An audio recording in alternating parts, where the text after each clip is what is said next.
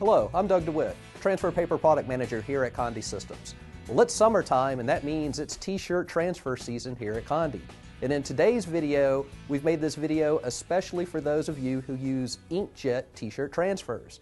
One of the many reasons that we like InkJet t-shirt transfers here at Condé is because, as you can see from this top shirt, they can create a beautiful photo quality design onto your fabrics or garment materials. As you can see from this example here, if applied properly, an InkJet t-shirt transfer should be able to last multiple washings and dryings while still retaining a good image quality.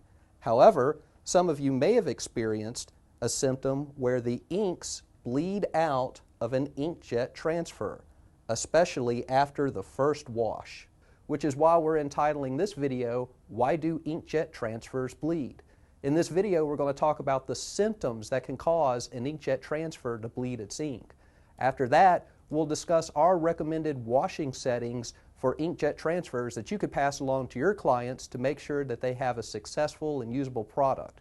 After that, we'll show you how to create your own wash test so that you can make sure you are always delivering a quality product. Now, let me give you 5 basic symptoms of what might cause an InkJet t-shirt transfer to bleed after the first wash.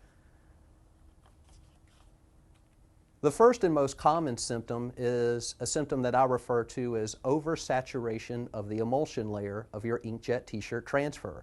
What this basically means is that you are applying too much ink.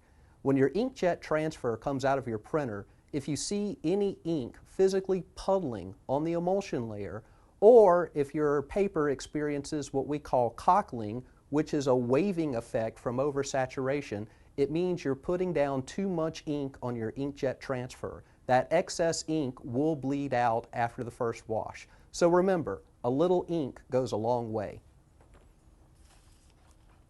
The second symptom that can cause InkJet transfers to bleed after the first wash is a symptom that I refer to as glazing the emulsion layer.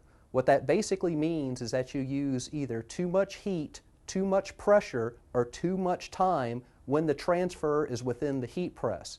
Make sure that you consult with the recommended time, temperature, and pressure settings for the InkJet paper that you're using.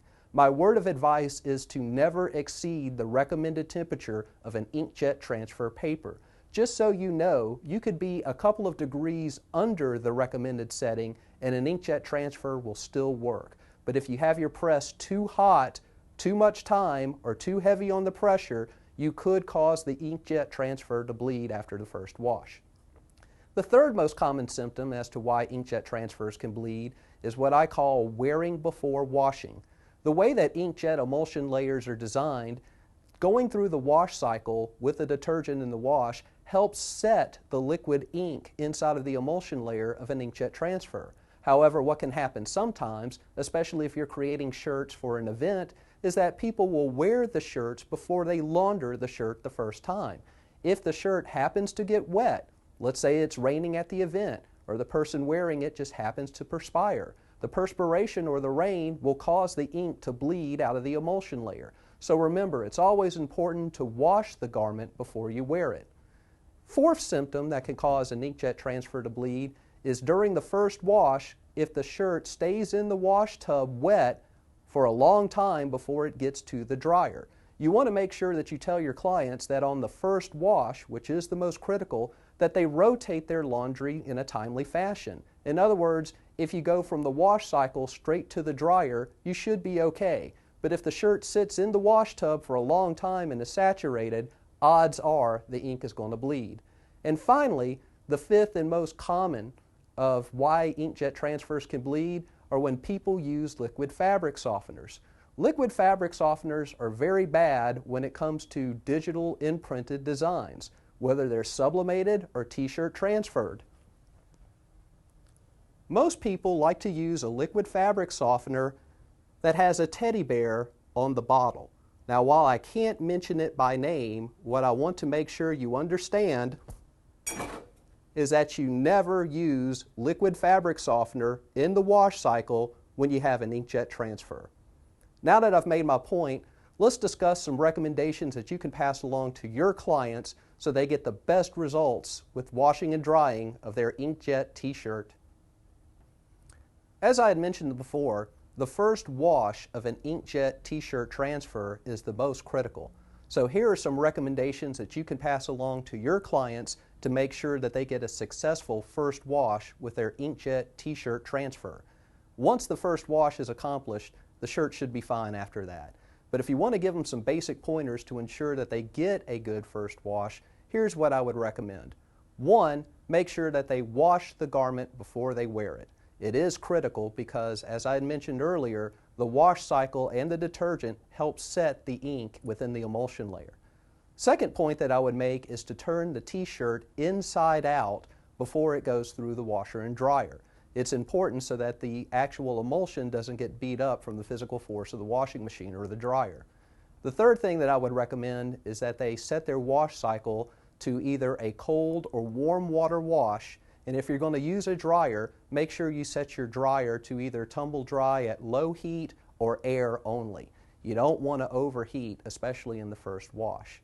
The other recommendations I can offer is, remember, do not use a liquid fabric softener in the wash cycle. It will destroy an InkJet transfer.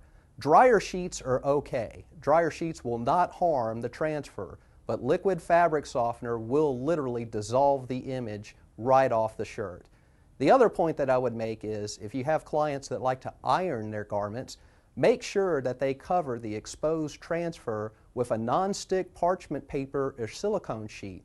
You do not want to put a hot iron directly on the image when done with an InkJet t-shirt transfer.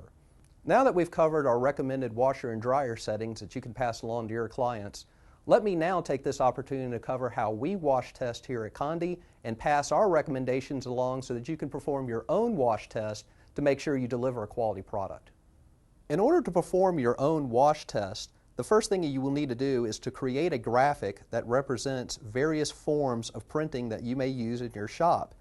As I'm demonstrating in this graphic here, I have a vector art image represented by the letter A, I have a bitmap image, which is my Corvette, and then I also have some bars below that are colored in different shades, as far as cyan, magenta, yellow, and black, a red, blue, green, and process black. What you want to do is print out 2 t-shirt transfers and make 2 separate shirts. One shirt being your test shirt, the other shirt is your control, so that you can compare the 2 of them after you finish your wash test.